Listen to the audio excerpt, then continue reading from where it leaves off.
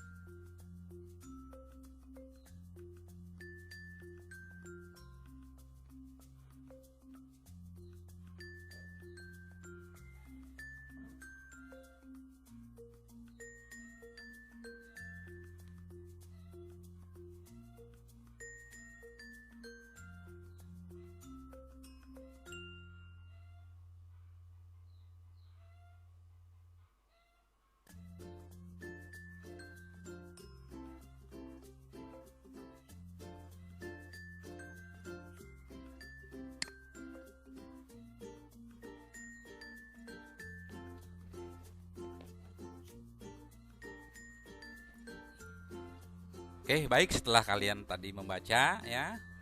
Di sini ada tuliskan kesimpulan dari teks tersebut pada bagan berikut. Kesimpulannya ya, yang ditanya kesimpulannya ya.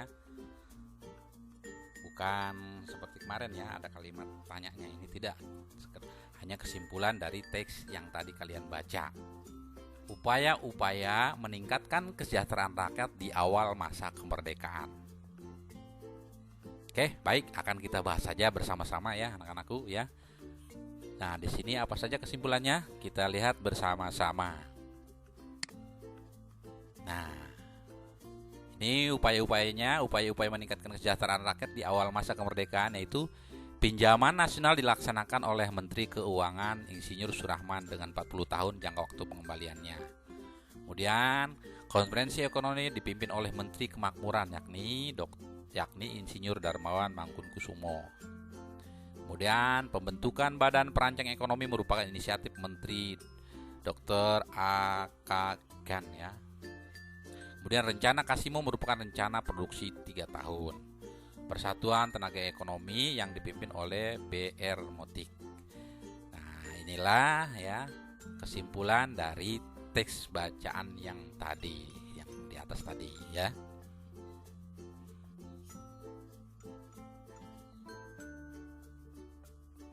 Sudah paham anak-anakku?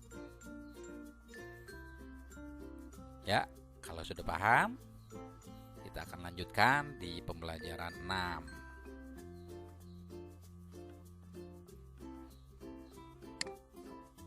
Baik, di pembelajaran 6 ini sebenarnya hanya sedikit materinya ya. Langsung kita ke mengulas materi-materi yang sudah dilalui atau diajarkan ya. Di sini langsung ada sebuah pertanyaan. Mari kita bahas bersama-sama saja. Nah, di sini ada evaluasi. Apa yang kamu ketahui tentang kalimat efektif?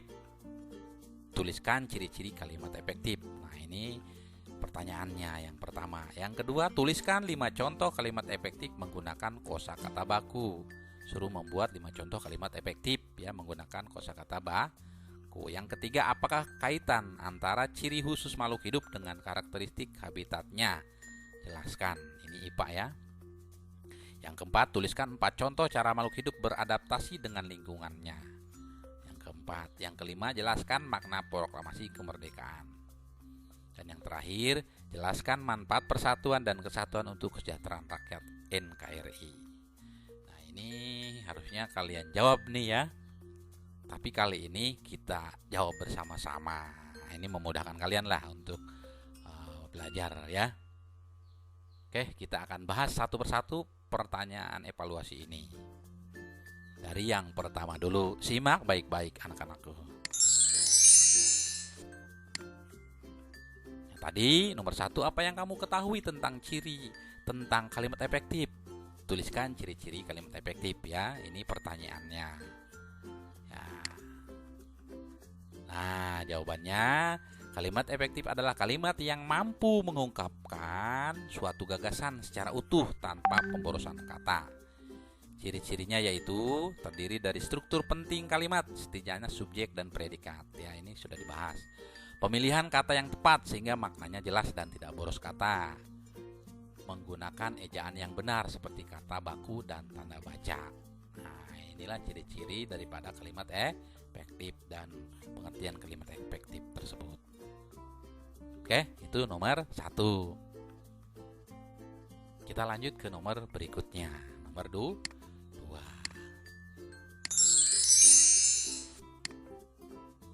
Nomor 2, tuliskan 5 contoh kalimat efektif menggunakan kosakata baku. Ini pertanyaan yang kedua. Nah, contoh kalimat efektif. Nah, ini contohnya ya. 1, 2, 3, 4 ya. 5 ya. Walaupun lelah, Randy tetap bekerja. Nah, ini adalah kalimat efektif. Bapak tua itu sangat kurus. Para relawan membagikan masker kepada masyarakat. Benny pergi ke lapangan untuk bermain sepak bola. Nah, itulah contoh kalimat efektif ya. Oke, kita lanjut ke selanjutnya nomor 3. Apakah kaitan antara ciri khusus makhluk hidup dengan karakteristik habitatnya? Jelaskan. Ya, ini jawabannya.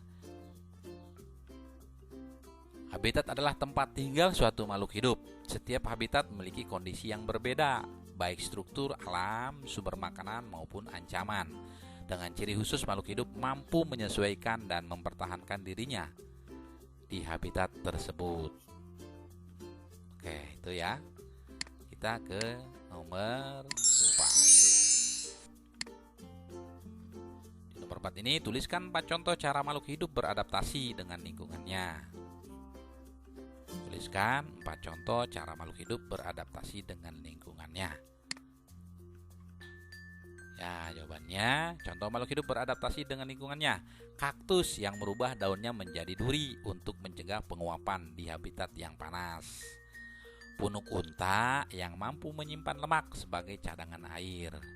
Kemudian bunglon yang mampu berubah warna untuk menghindari ancaman. Kelelawar yang dapat mengeluarkan ultrasonik untuk mendeteksi keadaan sekitarnya ketika gelap. Nah, itulah contoh ya makhluk hidup beradaptasi dengan lingkungannya.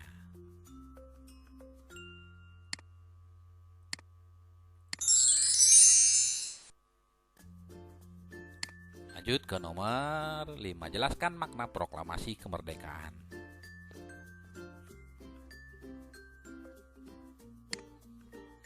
Jawabannya, proklamasi menjadi bukti bahwa Indonesia terbebas dari penjajahan dan diakui oleh negara-negara lain. Selain itu, proklamasi menjadi momen awal bagi Indonesia untuk mencapai cita-cita. Nah. Oke, kita ke nomor terakhir, nomor 6. Jelaskan manfaat persatuan dan kesatuan untuk kesejahteraan rakyat negara Kesatuan Republik Indonesia. Manfaat persatuan dan kesatuan. Oke, ini jawabannya. Persatuan dan kesatuan dapat menciptakan hubungan yang harmonis antara masyarakat serta menciptakan suasana yang aman, sehingga bangsa Indonesia dapat lebih fokus memperbaiki kekurangan demi mencapai kesejahteraan rakyat negara Kesatuan Republik Indonesia yang dicita-citakan. Nah, inilah ya evaluasi berikut dengan jawabannya sudah kita jawab bersama-sama ya.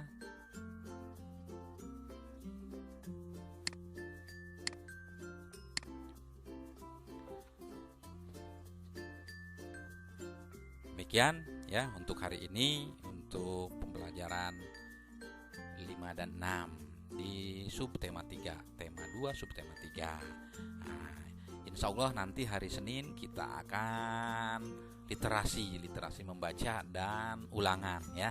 Ulangan harian atau penilaian harian di subtema 3 ya. Tema 2 subtema 3 kita akan ulangan harian insya Allah di hari Senin dan literasi. Demikian anak-anakku ya. Selalu semangat ya kalian untuk belajar. Mari kita sama-sama tutup pembelajaran hari ini dengan sama-sama membaca hamdalah. Alhamdulillahirabbil alamin. Wassalamualaikum warahmatullahi wabarakatuh.